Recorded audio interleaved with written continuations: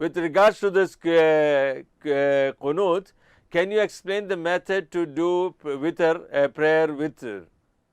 Dua qunut before or after ruku, raising your hands and saying takbir before reciting the dua. Okay, see, alhamdulillah, I have nothing to do with the Hanafi fiqh or Maliki fiqh or Shafi fiqh or Hanbali fiqh. Alhamdulillah, there are many anchors you will find on TV. They are called muftis and they are muftis of their fiqh. So, they call themselves all this and that. So, let me come to the point.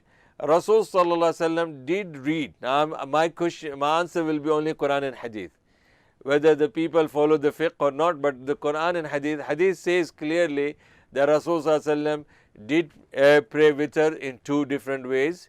And Imam Ibn Hazm rahmatullah alayh is a huge book, mashallah, of Imam Ibn Hazm, which is called Al-Muhalla, and in that he has explained 14 different ways of praying witr, which I don't want to go into that. The common are two, very common, which is 3 rakat with 1 salam and 3 rakat with 2 salams, which means you pray 3 witr and don't sit in the second rakat and you pray your witr, and with the 3 rakat and the last you just give the salam.